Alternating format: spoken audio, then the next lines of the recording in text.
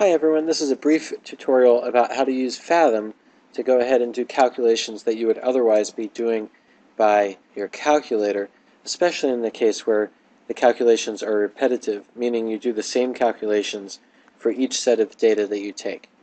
So first thing I'm going to do is go ahead and create the table with the columns that are needed to show the calculations.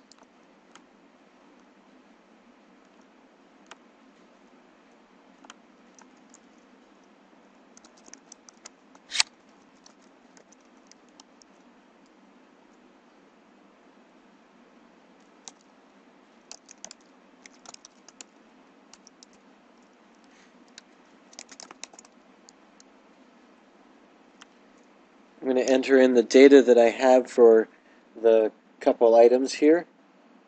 So the sample data has the period being 1.23, and I'm going to include units here. So for seconds, SEC, I think S also works. And I'm also going to enter in the value for the hanging mass, and I had that originally in grams as 55 grams, which is the same as 0.055 kilograms. Okay, now it's a question of calculating the speed and the force. Let's first do the speed. If you did some sample calculations, you will have found that the speed, which is distance over time, is going to be equal to the circumference over the time, and that's what I'm going to type in here. So I'm right-clicking on the speed to begin to enter in a formula, and you'll see that when I right-click, I end up with Edit Formula.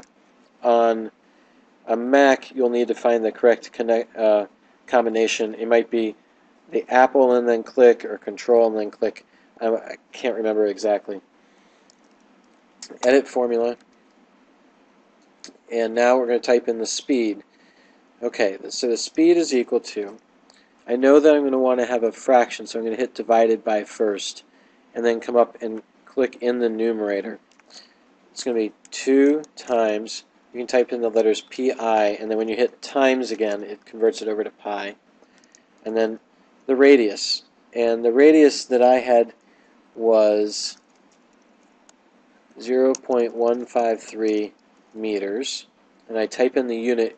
Please don't forget the units here, because otherwise your speed will not have the appropriate units of meters per second.